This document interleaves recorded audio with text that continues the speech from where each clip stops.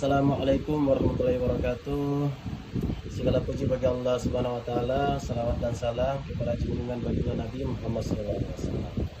Teman-teman yang dimuliakan, alhamdulillah berkat izin Allah Subhanahu wa taala dan karunia-Nya serta nikmatnya, kami telah berhasil menerbitkan sebuah buku dan kami telah merevisinya. Sehingga saat ini kami sangat yakin bahwasanya buku ini insya Allah sudah benar-benar layak untuk disebarkan ataupun dipasarkan. Teman-teman yang dimuliakan, alhamdulillah, jadi buku yang kami buat ini mempunyai judul yaitu Kuasai Bahasa Urdu dengan Mudah. Jadi sebagaimana judul yang kami buat, yakni dengan buku ini insya Allah para pembaca bisa memahami bahasa Urdu dengan baik dan mudah, dan juga para pembaca bisa memperoleh kemampuan dalam menciptakan kalimat-kalimat bahasa Urdu yang benar dan dapat dipahami. Teman-teman yang dimuliakan, jadi buku ini mempunyai 3 bab. Bab pertama berisi tentang pokok-pokok dalam suatu kalimat bahasa Urdu. Di dalam suatu kalimat dalam bahasa manapun tentunya mempunyai pokok-pokok tertentu, mempunyai bagian-bagian tertentu, yakni di dalam suatu kalimat tentunya ada subjek, ada juga predikat baik berupa kata kerja dan lain sebagainya, kemudian ada juga tambahan objek dan juga keterangan. Di dalam bahasa Urdu ada tambahan yang mungkin bisa dikatakan lebih dari bahasa kita, yaitu bahasa Indonesia. Seperti contoh di dalam bahasa Indonesia, saya makan nasi. Saya sebagai subjek, makan sebagai predikat yang berupa kata kerja, dan nasi sebagai objek. Di dalam bahasa Urdu, untuk menciptakan sebuah kalimat yang mempunyai makna sama sebagaimana makna di dalam kalimat bahasa Indonesia, yakni saya memakan nasi, mempunyai suatu tambahan. Sebagai contoh, saya makan nasi di dalam bahasa Urdu, me cawel katahu.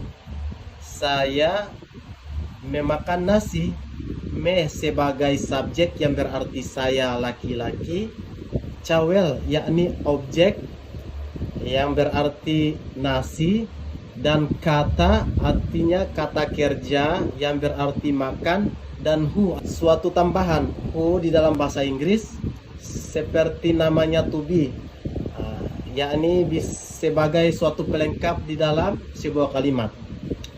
Kemudian sebagaimana yang kami katakan, di dalam buku ini terbagi menjadi 3 bagian atau 3 bab. Bab pertama menerangkan tentang bagian-bagian tersebut yang diperlukan dalam suatu kalimat, contohnya subjek, objek, predikat dan lain-lain.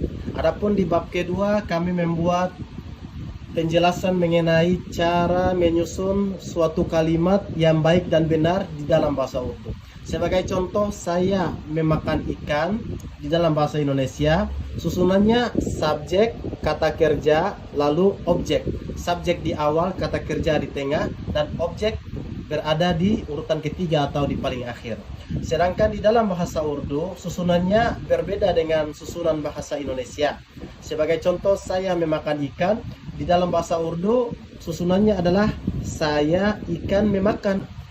Me machli katahu. Me artinya saya, machli artinya ikan berupa objek, kata artinya kata kerja, dan hu sebagai to be atau pelengkap. Nah, di bab kedua ini kami mengupas secara tuntas tata cara dalam menyusun suatu kalimat dalam bahasa Urdu dengan beberapa jenis waktu yang sangat sering digunakan ataupun paling diperlukan dalam setiap percakapan atau setiap obrolan. Adapun di bab ketiga ini kami mengisi dengan kosakata-kosakata, baik kosakata kata kerja maupun kosakata kata sifat dan kata benda.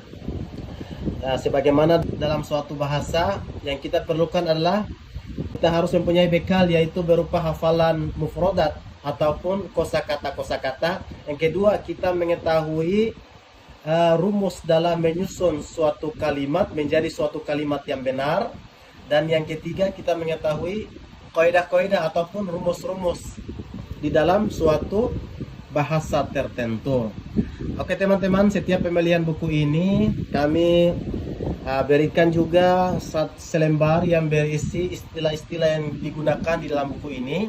Seperti contohnya S1 yaitu subjek bentuk 1, S2 yaitu subjek bentuk 2.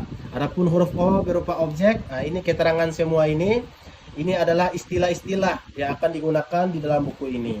Yang berikutnya kami juga menyertakan setiap pembelian buku ini satu tabel, yakni tabel yang menyimpulkan kaidah-kaidah asas-asas kalimat bahasa Urdu. Dalam bab ke-1 ini, di dalam buku ini telah kami simpulkan menjadi sebuah tabel. Contohnya, saya laki-laki akan pergi, me jaungga, kita tambah ungga. Begitu juga apabila saya sebagai seorang perempuan akan pergi, me jaunggi. Saya sedang pergi, dalam bahasa Inggris present continuous tense, me jarahahu, saya sedang pergi.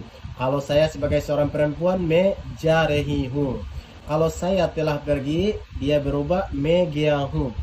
Oke teman-teman, insyaallah inilah yang kami sampaikan mengenai buku ini. Insyaallah oleh teman-teman, insyaallah tujuan kita mempelajari bahasa Urdu ini, insyaallah tentunya banyak manfaat. Salah satu manfaatnya untuk teman-teman tabligh, bagaimana kita mampu berbicara dengan baik dan benar, yang mana kalimat-kalimat yang kita lontarkan bisa menjadi kalimat yang jelas, yang mudah dipahami oleh lawan bicara kita. Baik teman-teman, itu saja yang kami sampaikan. Lebih dan kurangnya mohon maaf. Wassalamualaikum warahmatullahi wabarakatuh.